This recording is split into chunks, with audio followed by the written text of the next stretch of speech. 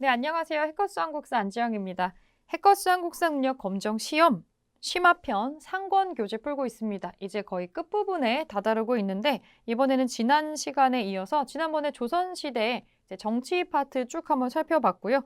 이번에는 조선 전기이기는 한데 조선 전기의 대외관계 플러스 조선시대 전체를 중간 부분에 딱 위치하면서 두 조각으로 나누게 되는 중요한 사건에 해당하는 전쟁을 살펴볼 겁니다. 이게 너무나 중요한 전쟁들이기 때문에 이 전쟁의 이전과 이후의 조선의 모습이 완전히 바뀌게 되고 정치, 경제, 사회, 문화 전반에 영향을 미치게 됩니다. 그래서 이 두 개의 전쟁을 묶어서 양난이라는 이름으로 따로 떼서 그 과정과 결과를 한번 살펴보겠는데요. 조선 전기를 먼저 살펴보겠습니다. 조선 전기의 대외관계. 우리가 조선 이전의 고려 시대의 대외관계 머릿속으로 떠올려 보면 고려는 참 험난한 대외관계를 가지고 있었죠. 가만히 두지를 않습니다. 주변의 여러 나라들하고 끊임없이 전쟁에 시달리게 되는데 조선 시대에도 조선을 둘러싸고 있는 주변 국가가 여러 개가 있어요. 이 중국 쪽에 명나라, 바다 건너 쪽에 일본이 있겠고 위쪽에 국경을 대고 있는 북방민족이라고 해야 될까요? 여진이 있습니다. 이 여진은 조선 초반에는 그렇게 크게 두각을 드러내지 않지만 나중에 조선 중반 시기로 넘어오게 되었을 때 또 우리하고 크게 전쟁을 치르는 나라로 성장을 하게 되죠. 네, 조선 전기 시대에 조선을 둘러싸고 있는 중요한 세 나라를 보겠습니다. 명나라, 여진, 일본이 있는데 우리가 흔히 대외관계 얘기할 때 조선의 대외관계는 사대교린 이런 말을 쓰죠. 우리가 사대에서 높여주는 국가는 명나라 정도고 나머지는 적당히 거리감을 두면서 일종의 밀당 같은 거를 하면서 대외관계를 구성을 하게 됩니다. 우선 명나라에는 어떻게 했는지 먼저 보겠습니다. 명나라. 이 명나라에는 정기적, 부정기적으로 사신을 파견을 하는데 왜냐면 일단 조선이라는 나라 자체가 개국 자체가 명나라하고 뗄래야 뗄 수가 없습니다. 우선은 고려의 장군이었기 때문에 왕이 될 수 없었던 사람, 태조 이성계가 왕으로 인정받기 위해서 옆에 명나라 황제에게 인정을 받는 과정을 거치게 되고 그리고 우리가 그 후로 쭉 왕이 바뀔 때마다 명나라의 사신을 보내서 이제 고명이라고 하는 일종의 임명장에 명나라 황제 도장을 받아야 이제 왕으로서 인정을 받는 과정을 좀 거치게 되거든요. 그러니 사실 대등하다고 관계는 볼 수가 없겠고 어느 정도 눈치를 볼 수밖에 없는 그런 관계가 되겠습니다. 그래서 정기적으로 보내는 사신이 있어요. 하정사, 성절사, 천추사, 동지사가 있는데 크게 4번 정기적으로 여기에 대한 내용이 옆에 날개 설명에 나와 있습니다. 정월초, 그러니까 해가 시작할 때, 그리고 황제의 생일, 그 나라 태자 생일, 그리고 동짓날, 한 해가 마무리되면서 가장 해가 긴 날, 동짓날에 또 파견하는 사신, 이런 식으로 크게 1년에 4번 정도 정기적으로 사신을 파견을 하고, 부정기적으로는 수시로 사신을 파견하기도 합니다. 근데 이거를 놓고서 굴욕 외교다 이렇게 굳이 생각할 필요는 없고요. 사실은 우리가 높여주는 관계에 있기는 하지만 우리에게 얻어지는 이득이 더 많았다라고 생각하시면 될 것 같아요. 왜냐하면 이렇게 사신이 가면 왔다는 거에 대해서 답례품 같은 거를 또 주게 되거든요. 물론 우리도 조공을 해요. 조공을 하지만 이 조공이라는 단어가 요새 조금 너무 안 좋게 쓰여서 조공한다 그러면 좀 약간 굴욕적으로 선물 주는 것 같은 그런 느낌이잖아요. 근데 원래 조공은 서로가 서로의 존재를 인정하는 관계에서 약간 국제관계를 정리하면서 주는 게 조공이어서 조공으로 내가 뭔가를 주면 반드시 그것과 동일하거나 그것보다 더 많은 거가 답례품으로 와요. 명나라 같은 경우에는 세상의 중심인 거를 보여줘야 되기 때문에 조금 더 많은 거를 베푸는 입장에 있습니다. 그러니까 살림살이 거덜날 때까지 답례품을 하사하는 거예요. 그러니까 너무 자주 보내지 말라는 내용도 나와요. 오면은 일단 뭔가를 줘서 들려보내야 되니까. 그런 게 나와서 사실 대등하게 국가 혹은 국제관계를 인정받지 못하면 조공조차도 거부하는 경우가 있습니다. 일본이 그랬죠. 중국 쪽으로 아주 오랫동안 조공을 바치고 싶어 했는데 삼국시대에는 그냥 아예 넘어가지도 못했다라고 보시면 되시고 항상 바다 건너편의 선진 문물에 목말라 있는 게 바로 일본입니다. 일본은 사실은 우리나라를 통하지 않고서는 어떤 문물을 받아들이는 거에 상당한 어려움이 있었죠. 또 그런 국제관계가 있습니다. 그래서 우리도 필요에 의해서 사신을 정기적, 부정기적으로 명나라에 파견을 하는 입장이었고요. 일단은 긍정적인 관계에 의리관계로 묶여있다고 보시면 됩니다. 여진은 좀 애매하긴 한데 우리가 고려시대에도 여진과 여러 번의 부침이 있었죠. 그래서 뭐 동북 구성이니 뭐 윤관이 뭐 별무반 만들어서 여진을 무찔렀는데 동북 구성을 만들어서 다시 걔네를 줘가지고 금나라를 세워서 우리를 쳐들어오고 뭐 난리가 난 적이 있었죠. 그리고 여진이 다시 흩어지고 세력이 좀 약해졌을 때 일단은 살기 좋은 땅을 찾아서 계속 끊임없이 남쪽으로 내려오기 때문에 국경지대에서 계속 트러블이 있었어요. 그래서 우리가 연초에는 뭐 그 개국 초에 연초에 조선 전기 부분에는 뭐 사군 육진 개척하면서 한 번 더 국경선을 그어놓고 하는 과정들이 있었는데 여진도 우리하고 무역과 교류를 하기를 원합니다. 그래서 여진으로부터 정식으로 사신을 받는 게 있어서 그 서울에 한송에도 부평관이라고 여진의 사신을 맞이하는 장소가 있었습니다. 부평관. 근데 이 부평관 같은 경우는 명나라 사신이 들어와서 접대하는 장소와 이 부평관의 장소 자체가 좀 차등을 두었어요. 정문으로는 들어오지도 못하게 합니다. 우리는 뭐 명나라에서 사신이 오면 그 입구까지 왕이 나가서 마중도 하고 축하연도 베풀어주고 하지만 부평관은 상당히 좀 외진 쪽에 있고 정문으로 통과하는 게 아니라 삥 둘러서 들어오게 되어 있습니다. 저기 흥인지문 동대문 쪽으로 들어오게 되어 있어서 그 앞쪽에 부평관이 있었고요. 그리고 무역을 관장하는 역할로 경성, 경원이라는 지역에 각각 무역소를 두어서 어느 정도의 무역은 허용합니다. 엄격하게 약간 통제된 거에 한정해서 열어주는 구멍이 좀 한정돼 있었죠. 여진을 대하는 방식은 명나라를 대하는 거하고는 조금 다릅니다. 일본과 여진은 우리가 좀 비슷하게 봤다라고 보여집니다. 근데 일본 같은 경우는 바다를 건너가지고 자꾸 노략질을 해요. 그러니까 왜구들이 자꾸 쳐들어오는 거죠. 고려 말기에도 왜구의 습격이 굉장히 심했고 일본 해적의 어떤 괴롭힘이라고 하는 거는 유래가 되게 길어요. 저기 옛날에 삼국시대부터 계속해서 벌어졌었던 일이죠. 사실은 통일신라 시기의 장보고 같은 경우도 이 바다 건너로 오는 여기에 포함되어 있는 소탕의 어떤 목적에는 일본 해적들도 다수가 포함이 되어 있습니다. 그래서 이 세종 시기에도 한번 왜구로 소탕하는 일들을 벌이게 되고 뭐 스시마 같은 섬 정벌하는 뭐 그런 게 있었죠. 일본과는 삼포 외란과 을묘 외변이라는 큰 두 번의 어떤 트러블이 있었습니다. 트러블이 있어서 중종 때 있었는데 부산포, 제포, 연포 원래 우리가 요 포에 한정해가지고 무역을 열어주고 있었는데 뭐 여기서 또 반발이 있었어요. 왜 우리한테 무역 뭐 이렇게밖에 못하게 하냐, 뭐 품목은 왜 이렇게 제한하냐, 뭐 이런 식으로 하게 해줘도 난리였던 거죠. 요런 거가 있어서 무역 통제에 외인들이 반발을 해가지고 뭔가 반란 비스무리한 걸 일으킨 적이 있는데 그때 우린 중종 때 요 사건을 겪으면서 이 군사 외침에 대변하기 위해서 비변사라는 거를 처음 또 설치를 하게 됩니다. 요게 언급이 되어 있진 않지만 요거의 결과 우리가 비변사라는 거를 설치해요. 여러분 비변사라는 글자의 이름은 나중에 후반에도 계속 나오기 때문에 기억을 해주시는 게 좋습니다. 비변사가 등장을 하고 이 비변사는 전쟁이 크게 일어나게 되면서 역할을 계속해서 확대되게 됩니다. 요때 처음 설치가 돼요.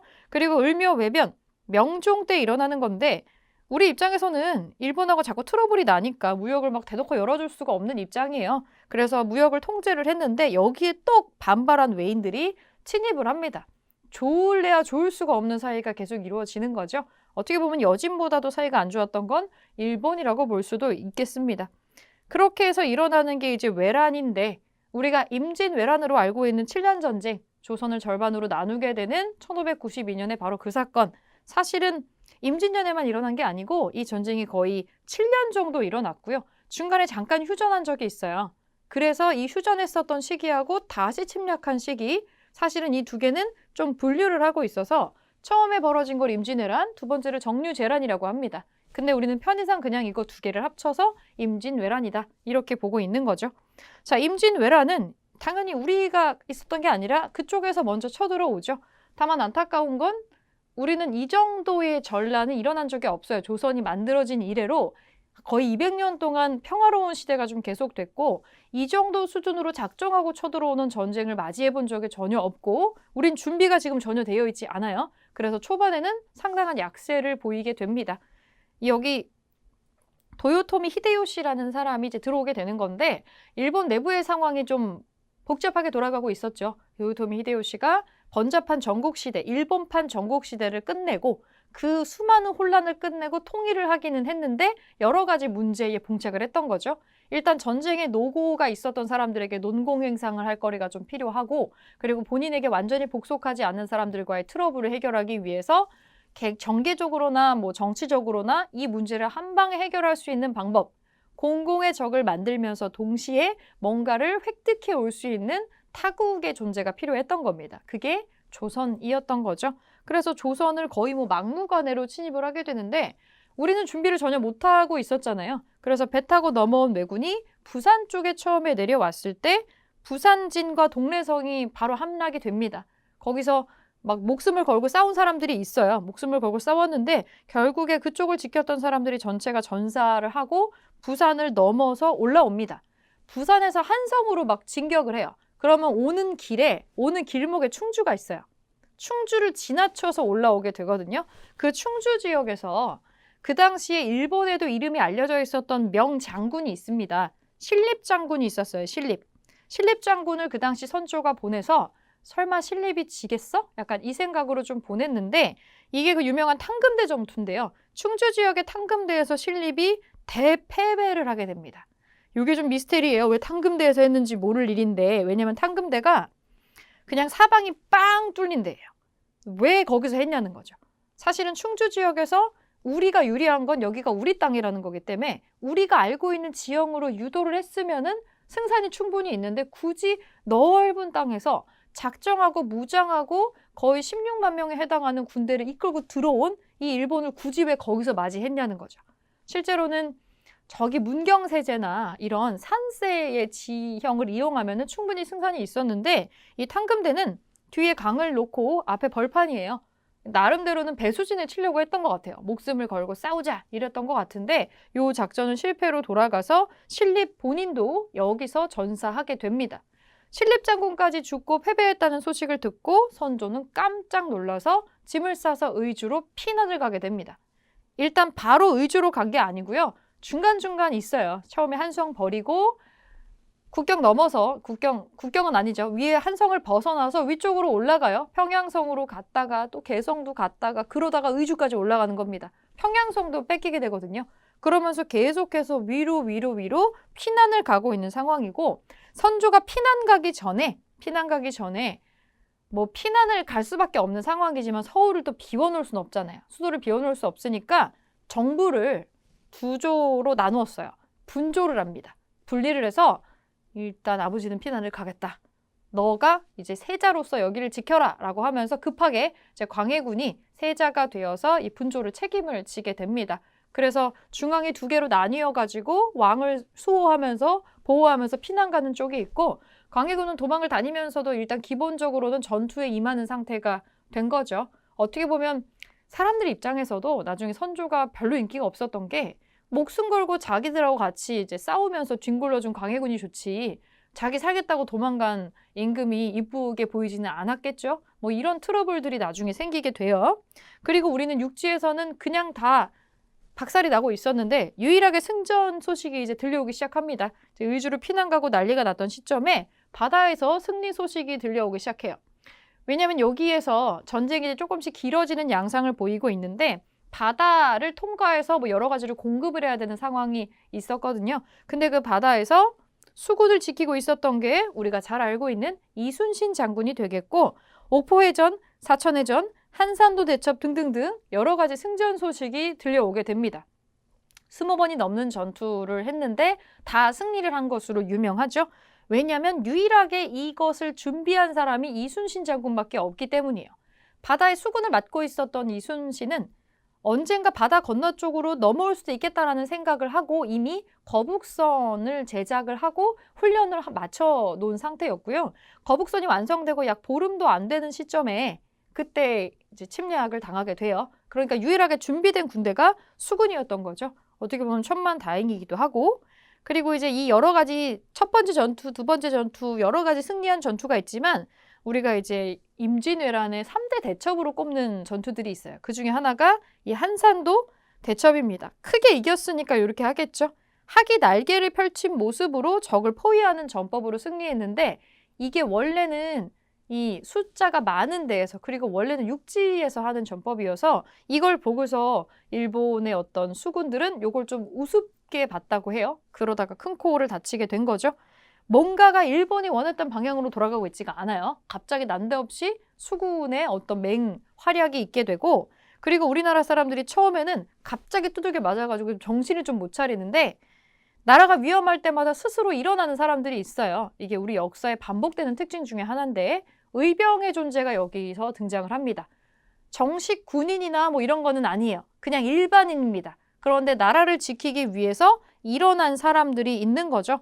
전국 각지에서 누가 시킨 게 아니에요. 자발적으로 일어나서 왜군을 격퇴하고 맞서 싸운 사람들이 있었습니다. 그룹을 만들어서 리더가 생기고 끌고 다니면서 이제 전투를 한 거죠. 의병장들의 등장입니다. 그리고 의병들이 등장을 하죠. 가장 먼저 일어난 의병이 바로 곽재우입니다. 붉은색 옷을 입고 다녀서 홍의장군이라고 하는 별칭으로 불렸죠. 곽재우, 그리고 고경명, 정문부, 가장 유명한 의병들의 이름이고요. 의병장들의 이름인데 이거 말고도 많이 있어요. 그리고 벽보를 붙여가지고 의병을 모집해서 아주 열혈으로 맞섰던 사람 중에서 조헌이라는 사람도 있습니다. 요거 한 명 더 이름 좀 기억을 해주고, 그리고 이제 우리의 반격이 시작되는데, 임진왜란이 발발했었던 1592년 고해에는 우리가 약간 정신이 없어요. 바다에서 조금씩 승리를 거두면서 계속 좀 이제 승전을 올려가고 있었지만, 본격적으로 우리가 반격을 실시하는 거는 이제 요 대첩부터 이제 시작을 하죠. 진주대첩, 김시민의 승리입니다. 진주대첩, 진주성에서 이것도 이제 그 임진왜란의 3대 대첩 중에 하나죠. 그리고 이제 우리가 의주까지 피난을 갔을 때 명나라에서 마침 지원군을 보내주게 되고, 우리나라와 명나라의 연합군이 뺏겼던 평양성을 탈환을 합니다. 그리고 권율 장군의 행주대첩 소식이 또 들려오고요. 뭔가가 지금 돌아가는 게 심상치가 않아요. 전쟁이 길어지고 있어요. 지원군이 왔대요. 그러면 여기서 일본인들도 병사를 계속 공급받고 식량을 공급받아야 되는데 도무지 바다를 건너올 수가 없습니다. 이순신 때문에. 그래서 위기를 느낀 일본이 휴전을 제안을 하게 되죠. 그래서 휴전협상이 시작이 되는데, 이것도 웃기죠. 휴전협상을 명나라와 일본이 합니다. 조선은 당사자 국가인데도 여기에 포함되어 있지 않고 명나라가 우리를 대변을 해주게 되죠. 지지부진한 협상이 진행이 됩니다. 거의 3년 가까이. 근데 사실은 일본은 정말로 협상을 하려고 했던 게 아니고요. 그냥 전쟁을 재정비하는, 전열을 가다듬는 시간을 벌은 것에 가까워요. 결국에는 휴전협상이 결렬됩니다. 이 전쟁을 끝내기 위한 요구 조건을 내세운 게 있는데, 일본이 뭐 말도 안 되는 조건을 내세워요. 뭐 명나라의 공주를 일본으로 시집을 보내라. 조선에 8도가 있는데 그중에 4개의 도를 일본에 넘겨라. 뭐 말도 안 되는 조건이죠. 애초에 우리도 들어줄 생각이 없고 안 들어줄 거 알면서 일부러 무리한 조건을 내건 거예요. 이거 듣기 싫어? 그러면 다시 전쟁이다. 이미 여기에서는 다시 한번 전쟁 준비를 마친 상태예요. 그래서 두 번째로 재침입을 하는 게 이제 정유재란이라고 부르는 전투입니다. 이거 2개 합쳐가지고 임진왜란이라고 불러요. 다시 들어와요. 다시 들어오게 되고, 이때에 우리한테 약간의 트러블이 있었어요. 사실 여기서 일본이 가장 골치 아파했던 건 이순신입니다. 이순신 장군이 있는 한 조선의 바다를 건널 수가 없으니까, 그래서 몇 가지의 심리전을 펼치는데, 그리고 우리나라 내부에서도 약간 기류가 좀 이상하게 흘러갔던 게, 일단은 일본에서도 이순신 장군을 모함하는 여러 가지 루머를 퍼뜨리고 있었고, 또 하나는 이순신 장군만 이 전쟁을 대비했어요. 그리고 이순신 장군만이 승전보를 올리고 있는 상황입니다. 사실 다른 지역에서는 그냥 도망간 지방관들도 많이 있어요. 그럼 일단 명나라 지원군이 와가지고 우리가 약간 전세 역전 같은 걸 하고 있고 휴전협상도 하는 그 와중에 이제 다들 정신을 차린 거죠. 만약에 이 전쟁이 끝나서 이 전쟁에 농공행상을 하게 될 때가 오면 이순신은 국민 영웅으로 추앙받을 거고 도망간 본인들은 벌을 받을 것 같은 겁니다. 그래서 어떻게든 이순신을 깎아내리려는 시도가 있었고, 선조조차도 이순신을 질투하고 미워했다라는 기록이 자주 찾아 보여요. 왜냐하면 그 당대에, 선조 생전의 당대에는 이렇게 전쟁을 극복한 어떤 전쟁의 영웅으로서의 이순신이 그 표창 목록에 들어있지도 않습니다.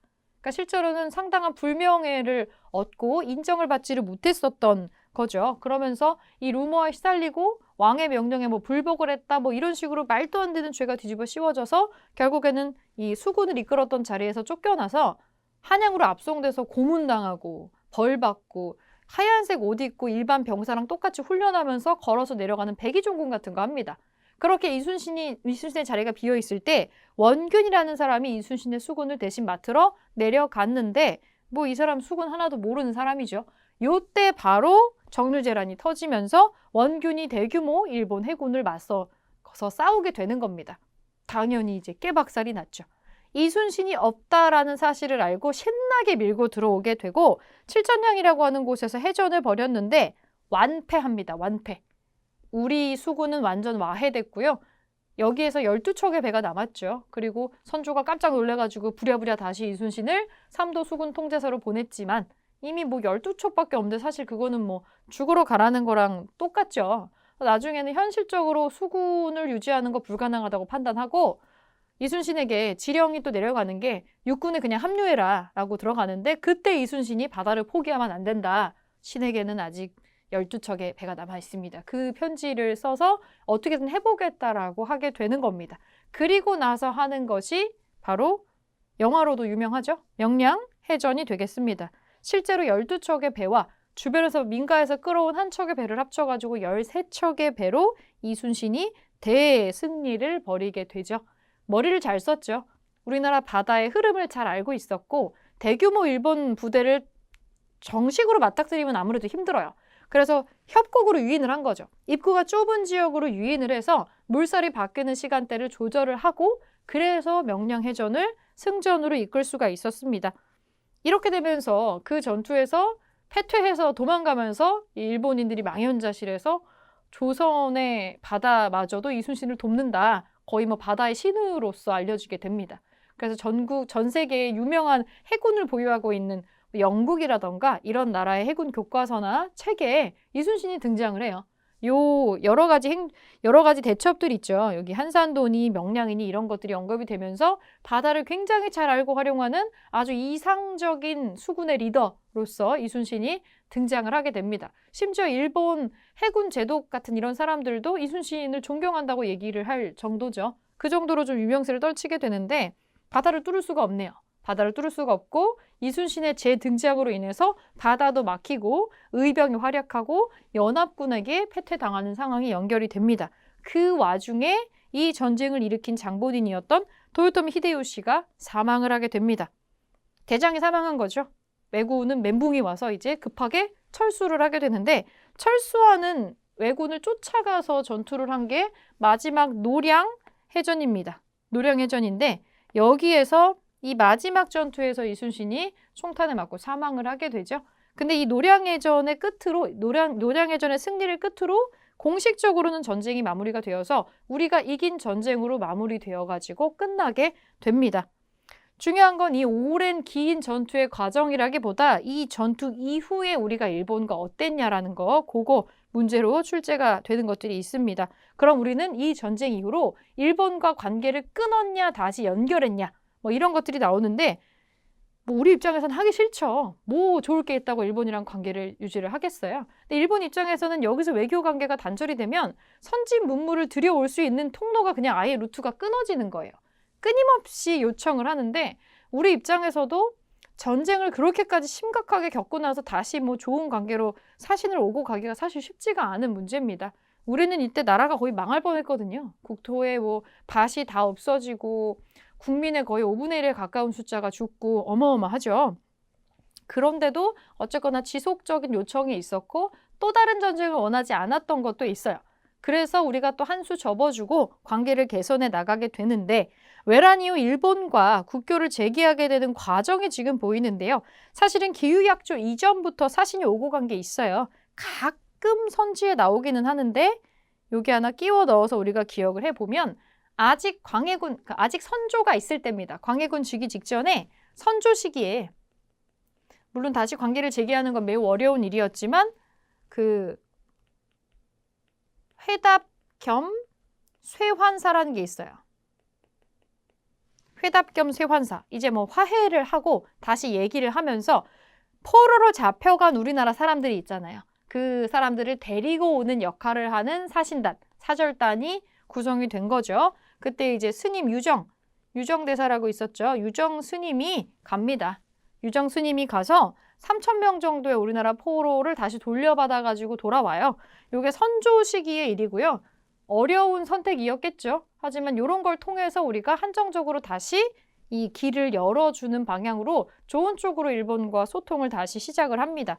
선조 시기에 1604년하고 1607년에 요 세환사를 보내요. 회답교 세환사를 보내서 긍정적인 관계를 검토를 하게 되고요. 요거는 광해군 때도 한번 보내요. 광해군 때도 한번 보내고 나중에 저기 인조 때에도 한번 보내요. 세환사라고 하는 게 총 이제 몇 번씩 등장을 역사에 합니다. 포로를 다시 되찾아오고 그리고 이제 어떻게 관계를 개선해 나갈 것인가에 대한 어떤 사절단 같은 거였다고 생각하시면 됩니다. 정식으로 어떤 조약을 체결하고 관계를 맺는 거는 선조 이후에 광해군 때부터 하는 건데 광해군 때에 일본이랑 기유약조라는 거를 다시 체결을 해서 국교를 재개했습니다. 통교를 다시 하겠다라고 대마도 영주하고 이제 맺은 조약이에요. 그래서 아주 제한된 범위에서 조금씩 다시 무역 루트를 열어주게 됐고요. 근데 일본이 끊임없이 우리에게 사신을 요청을 해요. 그래서 일본의 막부 시기가 되었을 때 에도 막부에서 그 대장 역할하는 쇼군 있죠. 대장군 쇼군이 바뀔 때마다 요청을 해서 통신사라는 걸 파견을 합니다. 요 조선통신사 중요하게 다뤄지는 거죠. 조선시대 일본에 파견된 사절단이고요. 이 통신사를 파견해서 주고받은 기록물이 유네스코 세계 기록유산에 등재가 되어 있습니다. 대단히 특이한 케이스라고 보는 거죠. 일본에서는 우리나라 통신사를 맞이하는 그 예산이 1년 예산이랑 국가를 운영하는 1년 예산에 맞먹을 정도였어요. 그 통신사를 맞이하고 접대하는 그 비용 자체가. 그래서 굉장히 큰 행사로 주고받은 게 있고 무려 19세기 초반까지 조선을 통해서 선진 문물을 수용하는 루트로 사절단의 역할로 우리는 보내주고 그쪽은 받아서 융숭하게 대접하고 문물 교류에 힘쓴 점이 있습니다. 조선통신사 요거 연결되는 거 기억해 줄게요. 여러분 광해군은 전쟁을 몸으로 겪은 사람이에요. 그리고 왕이 됐죠. 이 사람은 전쟁의 참상을 그 어떤 왕보다도 가까이에서 본 사람이에요. 광해군 머릿속에는 이런 전쟁은 2번 일어나면 안 된다라는 생각이 강하게 박혀있는 상태입니다. 이 광해군이 즉위하고 나서 나라 꼴이 엉망이니까 민생을 안정시키기 위해서 별별 거 다 하죠. 일단 뭐 세금도 좀 줄여줘야겠고 지금 농사 지을 수 있는 땅이 반토막이 났는데 옛날이랑 똑같이 세금을 거둘 수가 없어요. 근데 물론 전쟁을 치르느라고 국가의 창고도 텅텅 비어있는 상태이기는 하죠. 근데 조선시대의 우리나라의 사람들은 내야 되는 세금이 종류가 되게 많아요. 땅에 내는 세금이 있고요. 내가 노동으로 바쳐야 되는 세금이 있고요. 그리고 그 지역의 특산물을 내는 세금이 있어요. 이거 좀 특별한 세금이죠. 지금은 이런 세금이 없죠. 특산물 내는 거를 공납이라고 해요. 공납. 여기 공납이라고 있죠. 뭐 예를 들어서 그냥 직관적으로 예를 들면 제주도에서 뭐 귤을 바친다거나 뭐 바닷가에선 해산물을 바치고 이런 게 공납이 될 수가 있겠죠. 근데 이게 좀 어려운 거예요. 이 공납을 내려면 이 공납을 담당하는 사람들이 이걸 보고 좋아, 상태가 좋군, 오케이 하고 이걸 받아줘야 되는데 괜히 딴지 걸어가지고 이거를 거부하는 거예요. 이거 너무 하등급의 어떤 가령 귤을 예를 치자면 이거 귤 이래가지고 뭐 이거 진상하겠어? 이거 안 돼. 이거 너무 품질이 구려. 이거 다시 가져가. 더 좋은 거 가지고 와. 그렇게 거절을 하면 다시 갖고 와야 되는데 2중, 3중으로 돈이 드는 거죠. 그러면 이거 그냥 받아주세요 라고 하면서 돈도 좀 찔러줘야 되고 더 큰 돈을 들여가지고 대리인을 구매해서 이 대리인을 통해서 뭔가를 하게 해야 되는 뭐 굉장히 복잡한 상황이 벌어지게 되는 거예요. 사람들을 엄청 스트레스 받게 했었던 게 바로 이 공납이었는데 토산물 대신에 차라리 이것도 갖고 있는 토지의 어떤 크기에 따라서 쌀이나 누구나 가지고 있을 수 있는 쌀이나 동전으로 화폐로 내면 어떠냐. 모두 똑같은 걸로 내면 어때? 그게 바로 대동법입니다. 대동법. 이게 실시가 되면 누가 마이너스예요? 땅이 많이 있는 사람일수록 마이너스겠죠? 세금을 많이 내니까. 그럼 땅을 많이 가지고 있는 양반들은 죽자고 이거에 반대하겠네요. 지주들은 반대하겠죠. 관리들이 다 지주죠. 관리들은 반대합니다. 그래서 전국적으로 실시는 못하고요. 경기도에 한정해서 실시를 합니다. 뭐 이것도 괄목할 만한 성과예요. 그렇게 해서 대동법이라고 하는 게 처음 실시가 됐고 그리고 우리가 잘 알고 있는 명의 허준 있죠?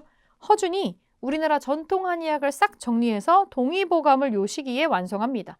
선조와 광해군 두 군주를 모신 의사가 되겠죠. 자, 광해군의 머릿속에는 두 번 다시 이런 전쟁은 일어나면 안 된다라는 생각으로 가득 차 있습니다. 그래서 이 사람은 이걸 할 수 있었던 거예요. 우리 전쟁이 끝나고 나서 조금 웃긴 게 명나라도 상태가 많이 안 좋아져요. 왜냐하면 명나라도 내부 상황이 별로 좋지 않은 상황에서 무리해서 우리나라에 파병을 해주다 보니까 정작 본인의 나라는 케어를 잘 못하게 돼요. 그러면서 전쟁이 끝나고 나면 사실 이걸로 뭔가 이득이랄 거를 얻은 거는 일본밖에 없고 우리나라나 명나라는 상당한 피해를 봤어요. 특히 명나라는 국가 자체가 쇠퇴를 하고 저 윗동네에서 쑥쑥 성장하고 있었던 여진을 막아내지 못할 정도로 작아지게 돼요. 이 여진애들은 우리가 임진왜란으로 박터지게 싸우고 있을 때 쭉쭉쭉 성장을 해서 다시 한번 예전의 금나라의 영광을 찾으려고 합니다. 후금이라는 국가를 만들어서 쭉쭉 성장을 하고 있는 상황에서 명나라가 이제 여진 애들이 밀고 내려올 것 같으니까 저 후금 애들이 밀고 내려올 것 같으니까 야, 우리도 너네 임진왜란한테 도와줬잖아. 너희도 이번에는 니네가 우리한테 군대를 좀 지원을 해주라 라고 SOS를 칩니다. 자, 여기서 생각할 게 우리는 원래 명나라랑 사이가 좋아요. 그리고 도리상 주는 게 맞잖아요. 도리상 보내주는 게 맞는데 우리나라 선비들은 보내주려고 난릴 텐데 근데 우리도 사실 이 전쟁에 낑겨들기가 싫은 게 광해군이 찬찬히 살펴보니까 명나라는 좀 지는 해고 후금이 좀 뜨는 해더라는 거죠. 저 막강한 군사력을 자랑하고 있는 유목민족들의 국가인 저 후금이 저 군사력을 가지고 조선을 쳐들어오게 되면 우리는 아직도 임진왜란의 상처가 다 가시지도 않았는데 지금 저 후금이랑 전쟁하면 우리는 다 죽는다라고 생각을 하게 돼요. 후금이랑 척지고 싶지가 않았어요, 광해군은. 근데 또 도리상, 또 우리 또 도와줬는데 명나라한테 군대 안 보내줄 수가 없잖아요. 머리를 쓰는 거죠. 그래서 일단 파병을 하자. 일단은 명목상으로 파병을 하고 그 파병을 가서 적극적으로 싸우지 말자라고 생각을 하게 돼요. 그래서 강홍립이라고 하는 사람을 불러서 명나라를 지원하라고 보내기 전에 몰래 불러가지고 뭐라 그러냐면 상황 봐서 싸우지 말고 그냥 항복을 해. 그리고 그 항복한 다음에 저기 후금 황제한테 내가 조선은 후금과 척지고 싶지 않다라는 걸 너가 좀 어필을 해. 라고 몰래 이런 자기의 생각을 전달을 하게 되죠. 그래서 강홍립이 그 얘기를 듣고 알겠습니다 라고 하고 전투에 참가를 해서 그 사르후 전투라는 곳에 참전을 해요. 근데 맨 앞에서 저희가 선봉에 서겠습니다 하고 맨 앞에 선 다음에 이야 하고 가서 항복합니다. 그리고 그쪽에 가서 후금 쪽에 가서 사실 우리 조선의 왕은 후금과 척지고 싶어 하지 않습니다. 저희가 좀 상황이 곤란해서 그래요. 원래는 후금이랑 친하게 지내고 싶어요. 라는 이 광해군의 뜻을 전달을 하게 됩니다. 그래서 후금은 사실은 그 당시에는 우리나라를 별로 싫어하지 않았어요. 얘 좀 광해군 쟤 좀 괜찮은 애인데 선견지명이 있는 놈이군? 이렇게 생각을 하게 되는 거죠. 어쨌거나 우리의 목적은 단 하나. 양쪽 어디하고도 전쟁을 하지 않는 겁니다. 이게 중립외교죠. 우리가 피해받지 않는 중간 지점의 외교 정책을 취한 거죠. 그 결과 어떻게 됐냐면 일단 우리는 이 당시에는 후금이랑 전투를 하지 않았지만 명나라와 후금 사이에서 광해군이 신중하게 중립 외교 정책을 하려고 하는 게 국가는 안정시켰는데 요게 나중에 알려지게 되면서 너무 비겁하다. 이게 뭔 일이냐. 여기에 반대하는 선비 집단들이 들고 일어나게 되죠. 요게 나중에 인조반정의 빌미가 돼요. 어떻게 이렇게 의리를 모를 수가 있냐. 사람이 인두껍을 쓰고 그렇게 임진왜란한테 도움 받았으면서 이게 말이 되냐. 이 도리에 어긋난다. 라고 막 분기탱천해서 일어나는 사람들이 있었다라는 거죠. 굉장히 현실적인 사람이었던 거예요. 가장 1번의 가치를 사람들의 안전에다가 뒀다라고 볼 수 있겠죠. 자, 기출자료 어떻게 나오느냐? 일단 외란의 전개 과정에서 임진왜란 전투 순서를 파악하는 걸로 주로 이런 사료들이 나오는데 탕금대, 신립과 탕금대가 나오면 일단 부산으로 들어와서 두 번째로 전투한 장소가 바로 탕금대입니다. 신립, 요게 어떤 순서인지를 보시면 돼요. 이제 전쟁 발발하고 얼마 안 된 상황에서 우리가 무너지고 있는 초반 부분입니다. 신립과 탕금대라고 하는 이름과 지명을 좀 기억해 주시고 그리고 나서 우리가 초반에 임진왜란이 벌어진 그 당시에는 별걸 잘 못하다가 나중에 명나라 지원군이 좀 오고 나서 연합군이 힘을 합쳐가지고 뺏겼던 평양성도 다시 되찾게 돼요. 임진왜란 다음 해에 일어나는 일입니다. 다시 평양성을 되찾으면서 전세가 역전되고요. 그리고 행주대첩 같은 거 일어나죠. 행주대첩, 행주산성이라고 있죠. 권율 장군이 행주산에 진을 치고 방비를 하는데 여성들이 와서 뭐 밥도 날라주고 치마에다가 기와장 내려가지고 던지고 막 그런 거 했다. 그런 것들의 기록들을 찾아볼 수가 있습니다. 의병과 주민이 합심해서 왜군을 격퇴한 사건이죠. 3대 대첩 중에 하나 행주대첩이고 이 전쟁을 겪은 광해군은 전란을 어떻게 수습하느냐. 일단은 그때 당시에 명의였던 허준에게 명해서 이 의료 기법들을 모아가지고 사람들이 쉽게 따라할 수 있게 만들어서 해라, 엮어서 만들어라. 왜냐면 이제 의사를 다 만날 수가 없는 상황이니까 응급처치법을 알려주려고 하는 거예요. 그리고 쉽게 구할 수 있는 약재를 가지고 간단한 치료, 간단한 어떤 약재 이런 거의 사용법을 모아가지고 한 거죠. 우리 땅에서 나는 우리 약재를 가지고 그렇게 동의보감이 완성이 되고요. 그리고 전쟁의 흐름 속에 다시 끌려 들어가지 않기 위해서 중립외교를 펼치는데 그게 일반적인 어떤 신하들한테 명나라를 막 떠받들였던 일반적인 사대주의 신하들한테는 굉장히 비겁하고 있을 수 없는 일로 비춰지게 됩니다.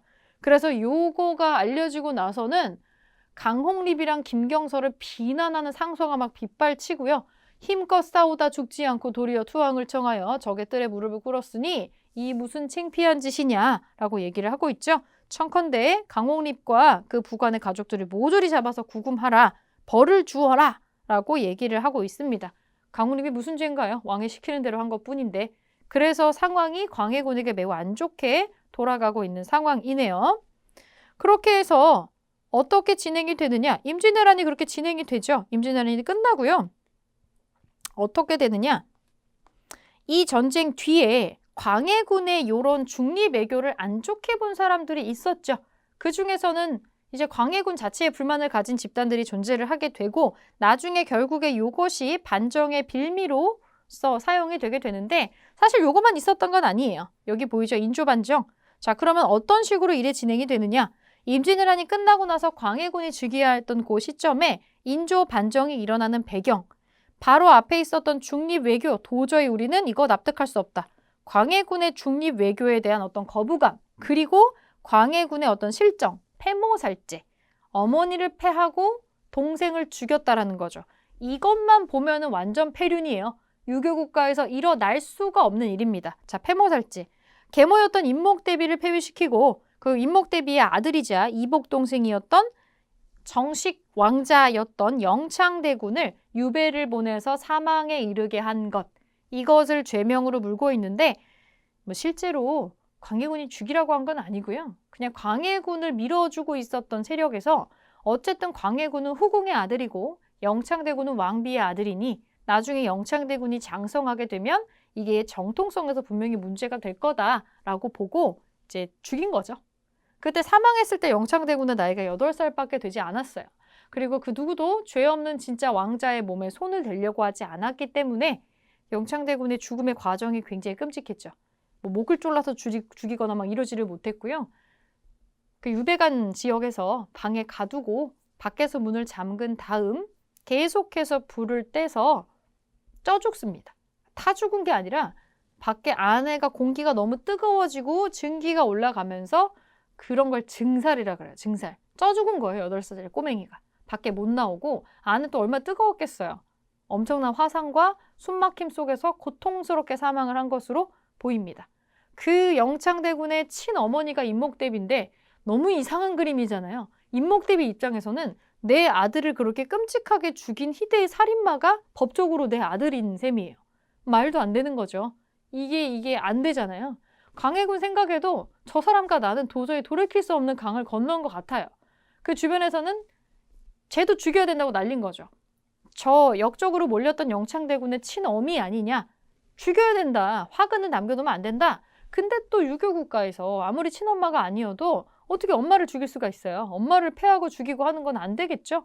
그거는 좀 부담스러웠던 광해군이 그냥 대비의 지위에서만 내려오게 하고 저기 지금의 덕수궁, 그 덕수궁에다가 거의 뭐 유폐시킵니다. 유폐를 시켜서 궁녀도 한 명밖에 없었다고 하나? 뭐 비 오면 비도 막 줄줄 새고 굉장히 열악한 환경에서 5년 넘게 있었어요. 그때 얼마나 힘들고 구질구질하고 너무너무 서럽게 살았는지를 인목대비를 모시는 궁녀가 그 내용을 막 구구절절히 소설처럼 쓴 게 개축일기라는 문학 작품이 되겠습니다. 이런 과정들이 지금 지나가고 있어요. 이 폐모살제가 사람들에게도 심리적으로 좀 많은 거부감을 줬던 것 같아요. 그 결과 광해군을 폐위시키고 인조가 즉위를 새롭게 하는 인조반정이 일어났고요. 인조를 밀어줬었던 서인들이 정권을 장악하게 되고 광해군 쪽의 세력이었던 북인들이 완전히 몰락을 하게 됩니다. 서인이 새롭게 뿅 하고 등장을 하게 되죠. 근데 이렇게 쿠데타를 일으키게 되면 자, 누군가는 인조를 위해서 사람을 죽여줬겠죠. 그러면 제일 먼저 인조가 왕이 되고 해야 되는 건 뭐예요? 내가 왕 되는데 도와줬었던 사람들한테 논공행상을 제대로 해야 됩니다. 상을 제대로 줘야죠. 근데 가장 앞장서서 요 일을 했는데 이상하게 나는 변방으로 밀려났다면? 서울의 핵심 요직이 아니라 나를 국경지대로 몰아놨다면? 기분 되게 안 좋겠죠. 이괄이란 사람이 그런 사람이었어요. 인조반정의 공신이었던 이괄이 공신 책봉에서 뭔가 자기가 열애됐다라고 생각을 하고 굉장한 불만을 품게 됩니다. 그리고 난을 일으켜서 도성을 점령하려고 했는데 그 와중에 인조가 도성을 떠나서 저기 아래 공주까지 도망도 갔어요. 난리도 아닙니다. 결국에는 반란은 진압됐고요. 이 반란의 잔당들, 살아남은 반란의 잔당들이 후금으로 도망을 가서 너네가 좋아했었던 광해군을 몰아내고 인조라는 애가 찬탈을 했다. 도와줘라. 라고 어떻게 보면 이것도 참 그런 일이죠. 남의 나라에 가가지고 본인의 나라 사람들 밀고 한 셈이 됐으니까 조선의 정세를 전달을 했는데 광해군을 썩 마음에 들어 했었던 이 후금 쪽에서는 우리를 배척하고 있는 인조가 마음에 들 리가 없어요. 그래서 요걸 꼬투리 삼아서 정묘호란이 또 일어나게 됩니다. 자, 이제 인조가 집권한 상황이에요. 정묘호란. 서인 정권이 인조를 왕으로 만든 서인 정권은 기본적으로 광해군이랑 반대로 가요. 광해군은 명나라는 지는 애다. 후금이 뜨는 애다. 이렇게 생각했지만 얘네들은 시대를 역행합니다. 서인애들은 본인들의 명분을 위해서라도 저 오랑캐를 옹호하면 안 돼요. 우리는 금나라 싫어. 배금. 우리는 명나라 좋아. 친명 배금 정책을 해서 후금을 열받게 합니다. 뭐야? 지금 우리 보라고 이러는 거야? 이렇게 생각이 들게 하는 거죠. 그래서 전개가 어떻게 되냐? 후금이 너네 왕 정상적으로 된 거 아니라며? 광해군 쫓아냈다며. 광해군을 위해서 보복을 하리라 라는 명목으로 조선에 침략을 하게 됩니다. 인조는 또다시 강화도로 피난을 가게 돼요. 가장 많은 피난을 간 왕이 아닐까 해요. 그 피난 갔을 때 어떻게든 왕을 지키기 위해서 항전한 사람들이 나옵니다. 맨날 나오는 사람들이 있어요. 용골산성이라는 곳에서 항전했었던 정봉수라는 사람이 있습니다. 이름 기억해 놓을게요. 그리고 의주 지역의 이립이라는 사람들이 의병을 이끌고 후금군이랑 맞서서 강렬하게 항전을 하게 됩니다. 하지만 결국에 우리는 열세였고요. 후금이랑 정묘약조라는 걸 체결해서 이제 우리 형제가 되기로 하자라는 굴욕적인 외교를 맺게 됩니다. 여기서 누가 형이겠어요? 금나라가 그 여진이 후금이 형이고 우리가 동생으로 맺어지게 됩니다. 그리고 나서 또 시간이 몇 년 좀 지났네요. 후금은 더 커집니다. 중국의 영토를 먹어버리고 청나라로 국호를 완전히 고치고 자, 이제 우리가 중원을 정복했으니 나라의 위상이 달라졌다. 형제관계로는 좀 부족한 것 같아. 야, 너네 군신관계 하자. 니네 원래 여기 있었던 명나라한테 군신관계 맺었었지? 이제 여기 우리가 차지했으니까 우리한테 군신의 예를 다해라. 라고 얘기를 하게 되는 거죠. 그래서 청나라의 요구에 대해서 나라에서도 두 개로 나뉘어요. 어차피 못 이기니까 그냥 항복합시다. 라는 쪽 친하게 지냅시다. 주화론과 뭐선 소리 죽을 때까지 싸워야지 라고 하는 주전론이 대립을 하게 됩니다. 그리고 그 다음에 우리나라 내부에서는 조선 내부에서는 싸워나 보자 라는 주전론이 우세해지게 돼서 그래서 흐름이 이상하게 흘러가요. 결국에 청나라는 다시 한번 전열을 가다듬고 조선을 정식으로 침략을 하게 됩니다. 그때 일어난 이 두 번째 전투가 병자호란이에요. 처음에 쳐들어온 게 정묘호란이고 그 다음에 병자호란이 터집니다. 하지만 편의상 우리가 두 개를 묶어서 그냥 병자호란이라고 봤었던 거죠. 자, 이 병자호란 때 항전했었던 사람의 이름 한번 보겠습니다. 임경업 장군이 백마산성에서 항전하고 김상용이 강화도에서 항전하다가 순절했고요. 돌아가셨고 김준용이라는 사람이 광교산, 오늘날의 용인에서 목숨을 걸고 항전을 합니다. 인조는 피난 갔겠죠. 인조는 남한산성으로 피난을 가서 청군에 저항을 했는데 너무 날씨가 추운 걸 앞두고 남한산성에 들어가서 사실은 버티는 것조차 제대로 되지 않았어요. 인조가 청나라에 항복하면서 조선은 청나라와 군신 관계를 맺었습니다. 이거 그냥 맺지 않았죠?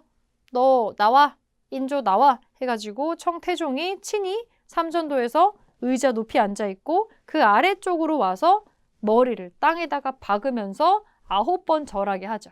삼배구고두래. 3번 절하고 머리를 9번 박으면서 해라 라고 하는 삼배구고두래를 합니다. 이게 그 유명한 삼전도의 굴욕이 되겠습니다.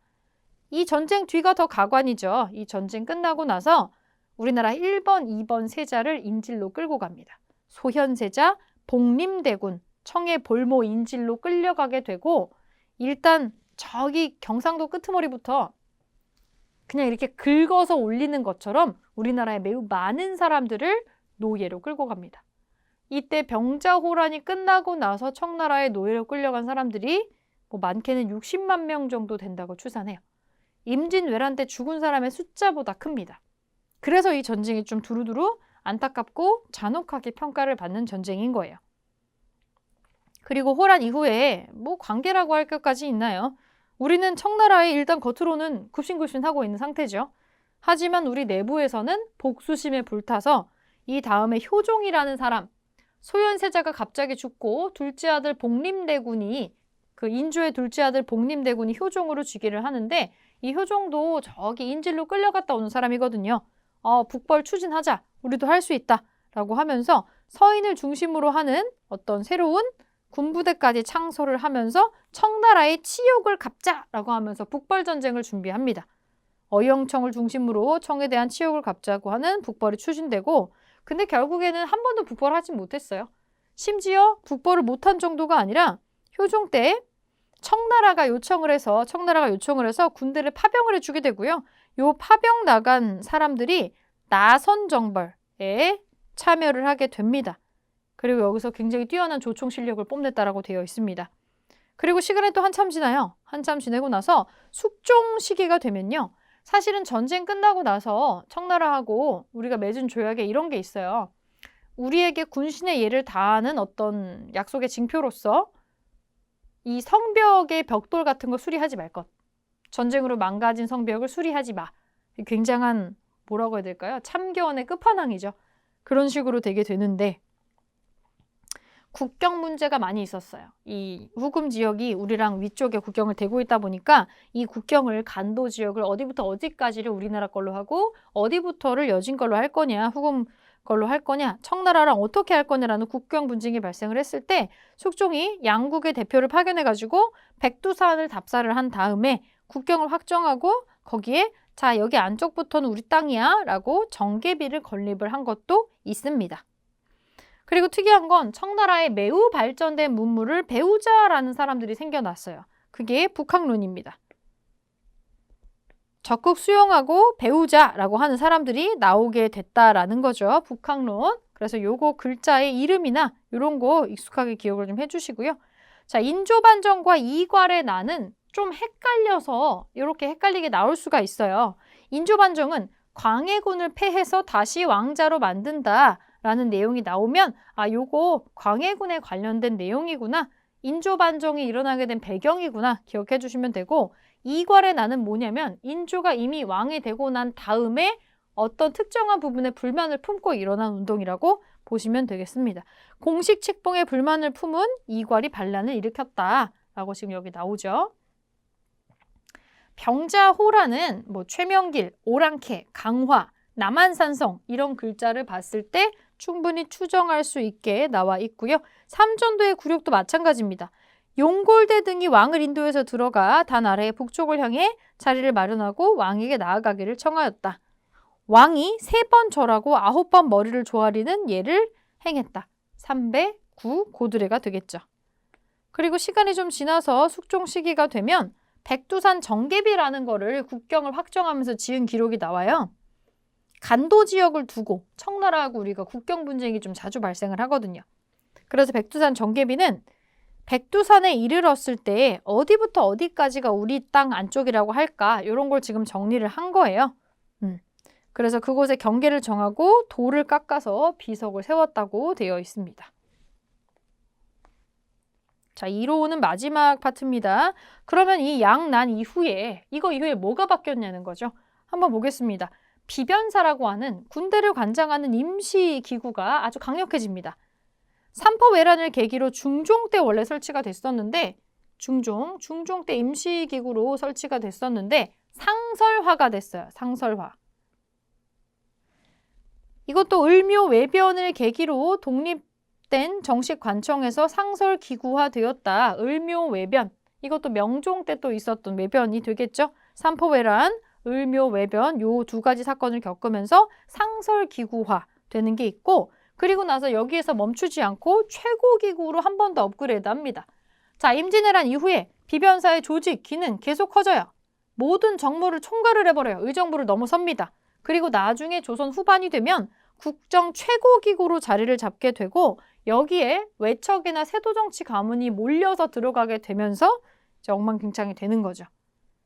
자, 우리나라 중앙군대는 그럼 어땠는가? 기본적으로 우리는 5군형이에요. 우리는 5군형 체제인데 훈련도감이라고 하는 게 독특하게 또 생겨나서 포수, 사수, 살수 이 세 가지 종류의 병사로 편제가 됩니다.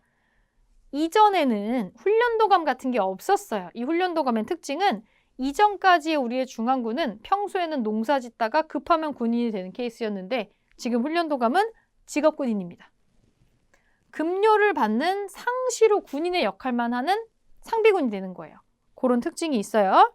자, 어영청 같은 경우도 이제 군청 중에 그 군사하는 관청 중에 하나인데 후금의 침입을 대비해서 설치를 합니다. 인조 스스로가 본인이 그렇게 약을 올려놨으니 걱정은 되겠죠.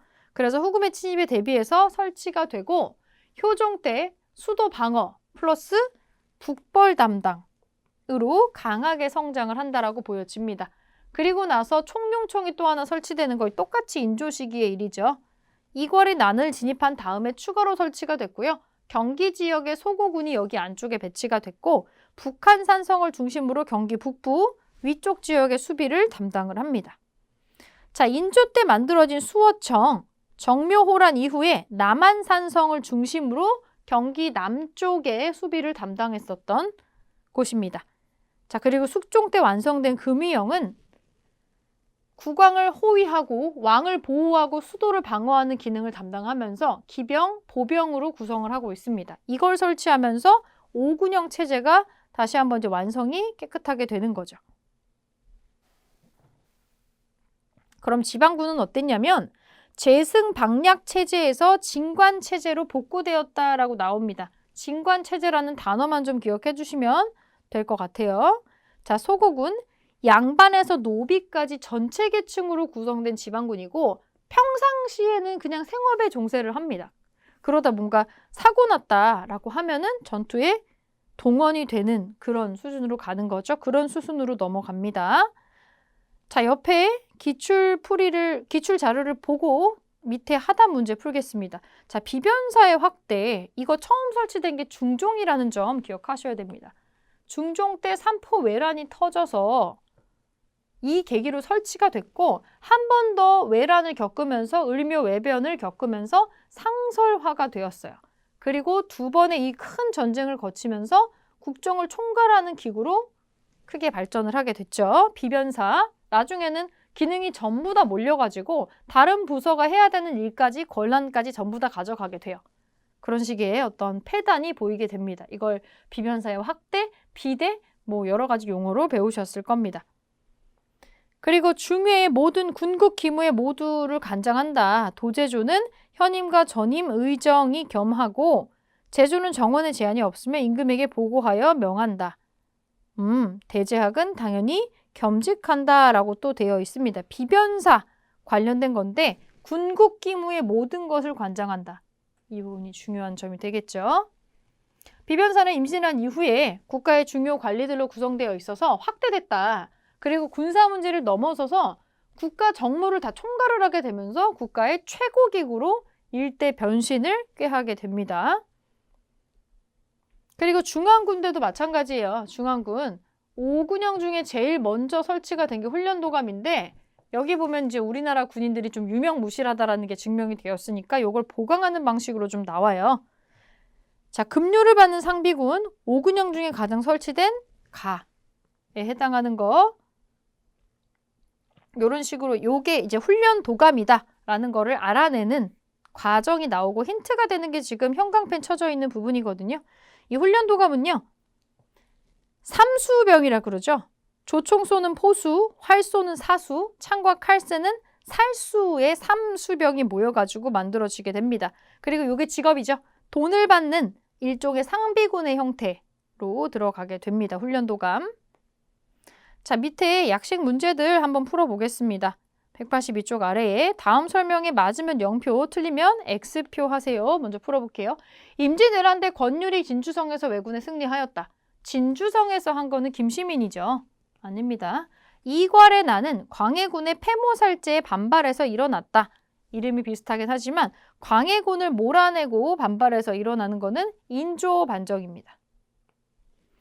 효종 때 어영청을 중심으로 북벌이 추진되었다. 네, 북벌을 하려고 했죠. 그래서 이런 거를 많이 만드는데 사실 어영청이라고 하는 거 숫자도 되게 크게 늘려놔요. 되게 크게 늘려놓는데 결국에 북벌 못 하잖아요. 나중에는 요 어영청이라는 것도 제대로 운영도 안 되게 돼서 뭐 이것도 저것도 아닌 게 돼요. 그래서 사람들이 이제 어영청을 가지고 뭐 이거다 저거다 확실하게 하지 않고 왔다 갔다 하는 망설이는 약간 이런 걸 얘기할 때 아 이거 어영부영 하지 마 이렇게 얘기하죠. 그 어영부영의 또 어원으로 나온 게 이 어영청이에요. 실제 현실적인 북벌은 전혀 하지 못했다라는 거 요게 좀 중요한 포인트고 자 이순신은 하객직 전법을 어디서 쓰나요? 하객진을 한산도 대첩에서 쓰죠. 한산도. 그리고 조선은 청과 군신관계를 맺습니다. 처음에 형제관계, 그 다음에 군신관계죠. 병자호란이요. 숙종 때 뭐를 설치하면서 오군영 체제가 완성이 되나? 요거는 금위영이라고 보시면 되겠습니다. 자, 여기 아래쪽에 마지막 날개 문제 볼게요.